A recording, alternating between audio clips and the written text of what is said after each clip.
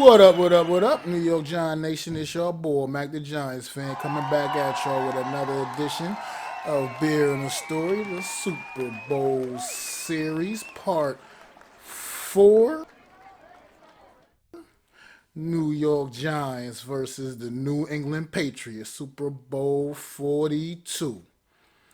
And while I'm sitting here chilling with y'all today, I'm going to be sharing this story and I'm going to be sipping on this delicious beer.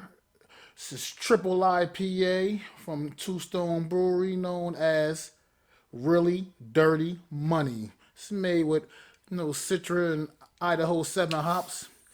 I don't know too much about all that, to be honest, but I know this beer is really, really good. Some nice, strong, citrusy flavors. But one thing I will say, it ain't for the weak, man. You know what I mean? You gotta come in here. You gotta come correct with this. This thing here, it's that real deal. That real deal. You know what I mean?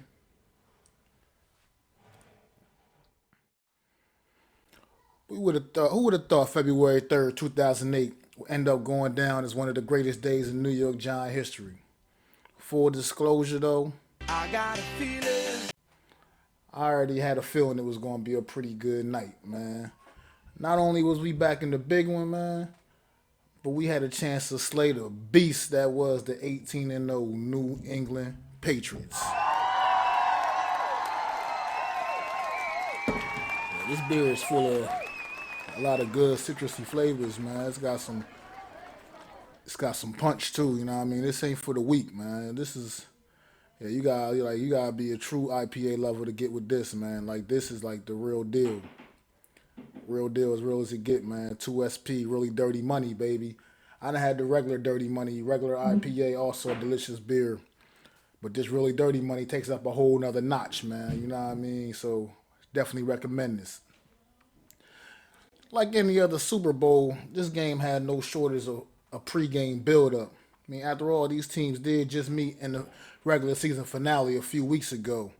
Patriots would be 3 points better than the Giants that night, but the Giant players left the field definitely knowing what could happen if they ever got another chance to play this team.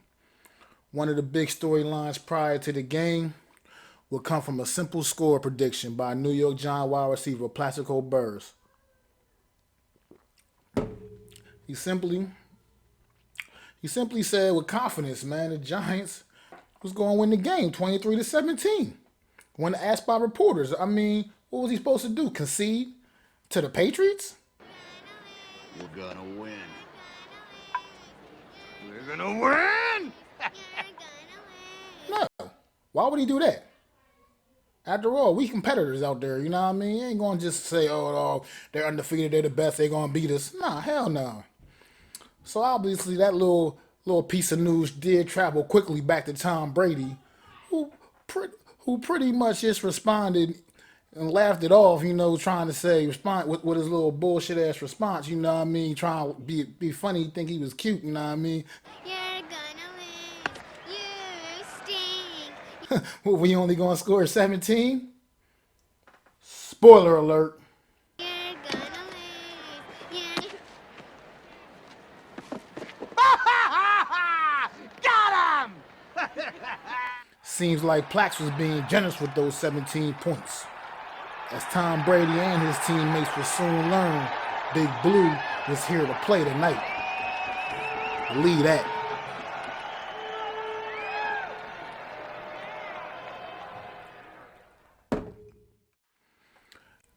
Now, at the time, I had 2 jobs.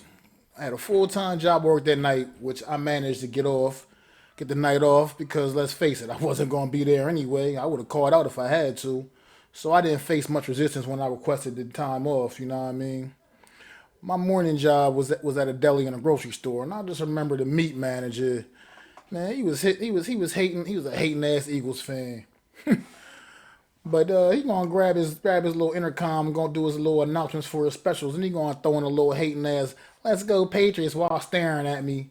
You know what I mean? So my boss looked at me, She handed me the intercom. She was like, it's time to make some deli announcements. She was like, you know what I mean? Go ahead and let them know who you represent. You, you.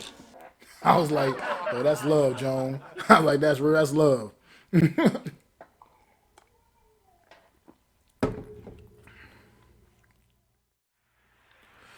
Yeah, so we approaching the game, man. Approaching game time, and my adrenaline was pumping, man. Like I was getting ready to run out the tunnel my damn self. The game would kick off, and the Giants would set the tone immediately, as they would start this game off by breaking their own Super Bowl record by going on a 16 play, 63-yard drive that would chew up 9 minutes. 9 minutes and 59 seconds. But we'll just round it up to 10, you know what I mean? Because we might as well. What's one more tick? If there was anything negative to take away from this drive, however, it was the fact that the Giants would only come up with 3 points on it. After all that work, they still had to settle for a field goal, which did not seem like the kind of game you wanted to play against the Patriots team, man. This Patriots team scored points in bulk, and they scored points a lot. I mean, they had Tom Brady at quarterback, and they had Randy Moss at wide receiver, and they both had record-setting seasons. It was just absolutely out of control.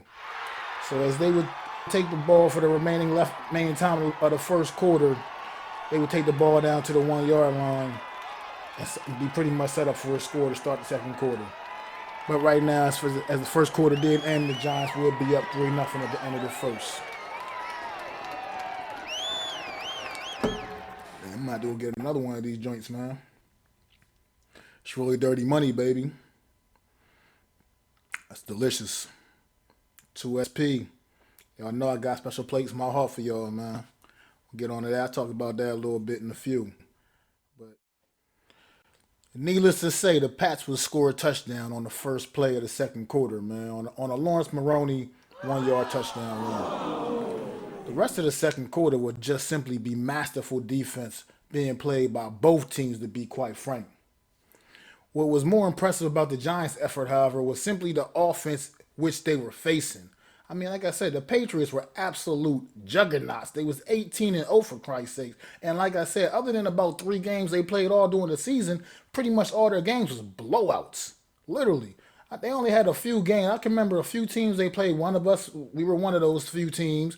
I believe the Eagles played them pretty tough during the regular season that year. I think the Baltimore Ravens almost beat them too. After that, that's like about the few games I can remember. I feel like that they might have had that were actually kind of close competitive games during the season. Otherwise, everybody else they just absolutely massacred. So that's what was making this defense effort by the Giants so much more impressive, because this offense was literally unstoppable all season long. Second quarter would simply end with the score 7-3. As nobody would put any more points on the board in the second.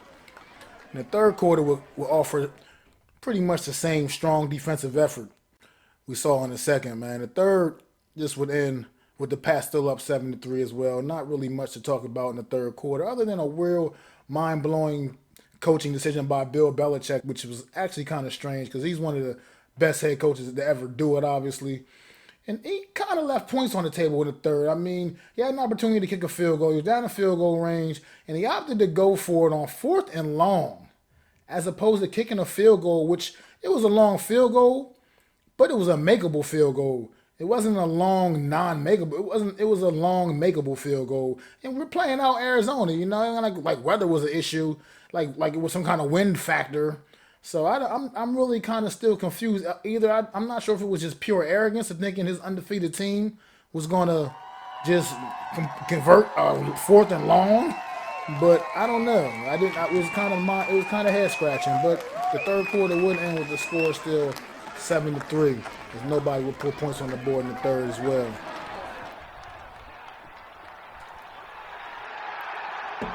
Yeah, this dirty money ain't no joke. Yeah, it's definitely, like, I highly recommend it. 2SP got some good beers too, man. I know they got a nice hazy IPA that I enjoy. Up and Out. I definitely recommend that one. You can find that all over the place. That's available all year round, I'm pretty sure. And they got a couple staples, that got their Delco. That's the staple beer of the company, man. It's just a simple, simplistic beer for the most part, but it goes down easy, but it's delicious. They got their stout. I'm not a big stout guy myself, but they got the Baby Bob Stout, also another staple of the company. Highly recommend. Totally. The fourth quarter will start, and finally a little offense will get zapped back into this game, man. The Giants would go on a 7-play, 80-yard drive that would result in 7 points. Part of what made this Giant team special this season was the phenomenal rookie class. On this drive alone, tight end Kevin Boss, who had to step in for Jeremy Shockey, who went out on season-ending IR, would have a nice catch and run to get things going on this big drive. Ahmad Bradshaw, 7th-round rookie running back, would add a few more nice runs. And Steve Smith, I believe he was the second-round selection at wide receiver for the New York Giants that season, would make a clutch catch on a 3rd down to set up the 5-yard touchdown for David Tyree, making the score 10-7 Giants. But this wouldn't be the Patriots if they didn't have a response. And just straight up, that's how good this team was great. And no matter how this game had been going so far, when their backs was against the wall, they absolutely responded. They would go on a 12-play, 75-yard touchdown drive to go up 14-10. The Giants would get the ball back with 2:39 left, and all they gotta do is drive 83 yards against the best team in football. Arguably the best team all time. So, what's that mean? That means Q, soon to be game MVP, Eli Manning. And on a 3rd and 5 from his own 44-yard line, Eli would contribute to one of the most improbable plays in any game's history, let alone the Super Bowl. Literally everything was wrong with this play except the result. Manning dropped back and was absolutely swarmed by the Patriot defenders. They had him dead to rights. And everybody know Eli Manning is not fleet of foot. But my guy Eli hawked up out of them tackles and just launched the ball down the middle of the field, which seemed like No. No! No. No. No. No! No! No. No! No! No. No. No. No. No! No! No! No!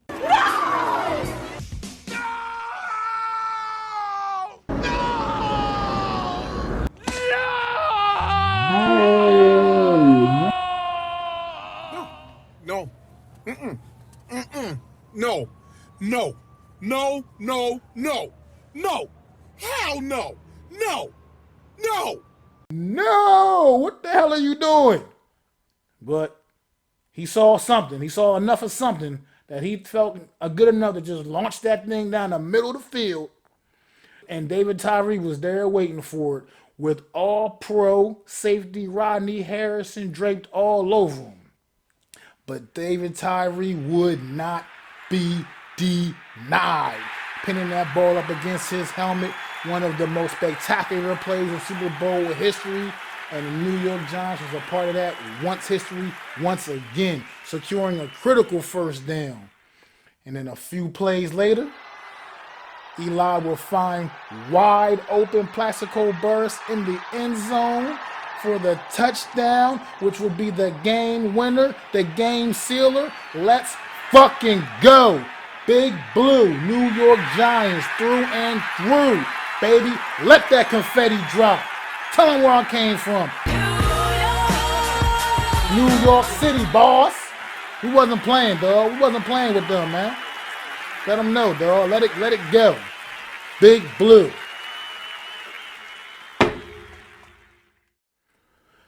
All right, man. Don't forget, man. Right here, I've been sipping on this really dirty money. I recommend it from Two Stones Brewery, man.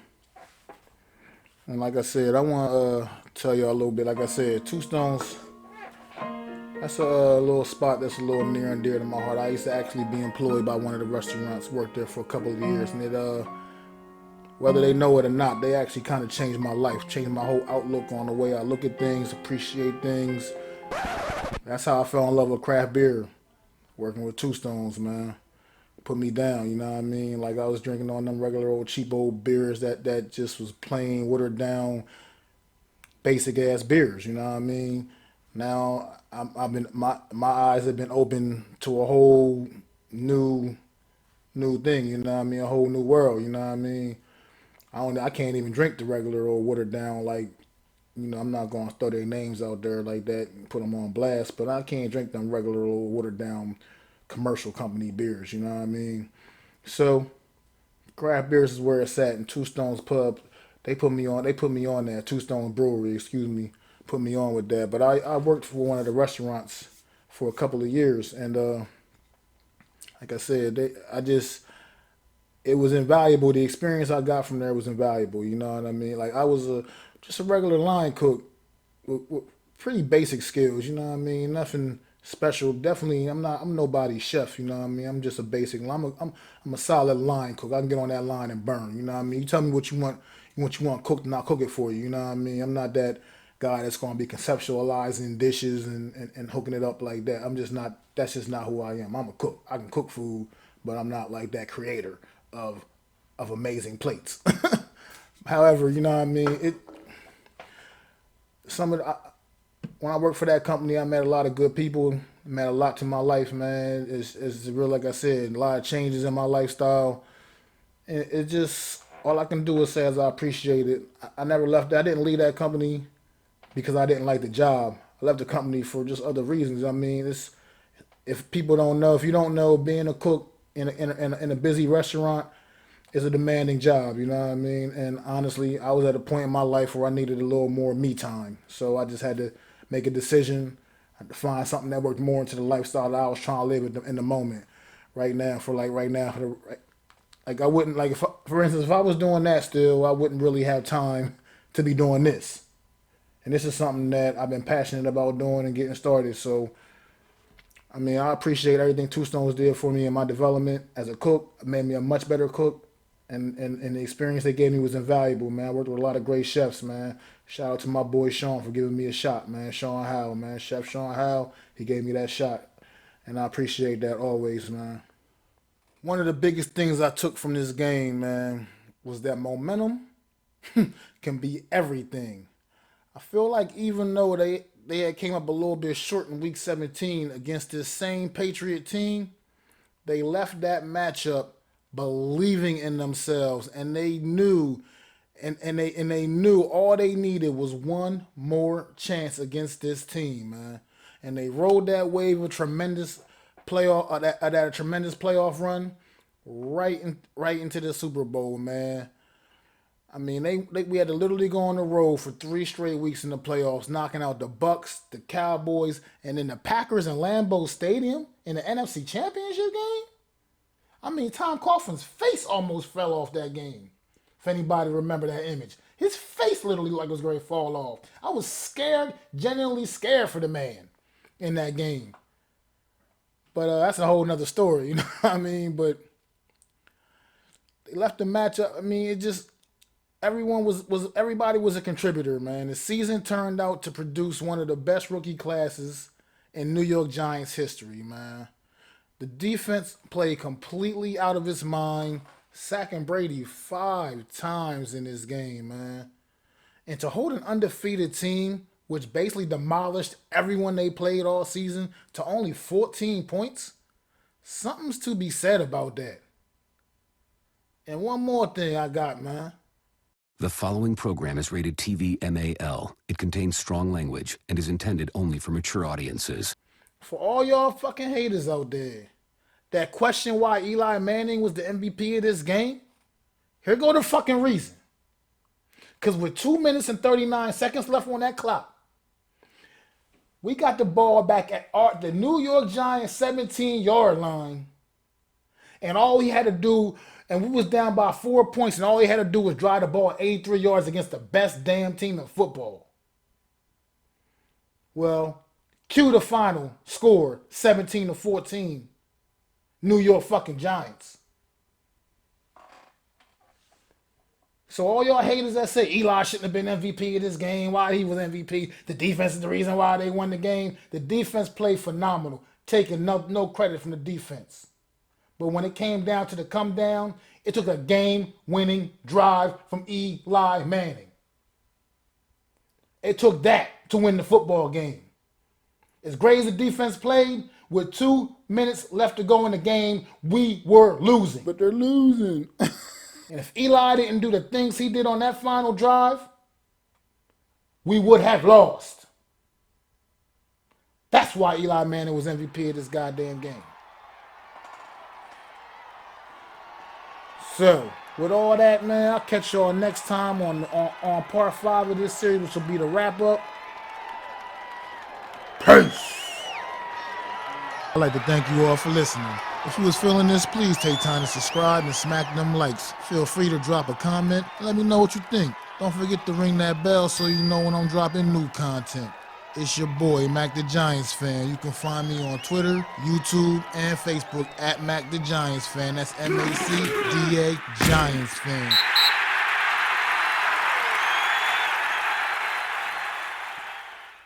And as always, like I always like to do, one more sip for you.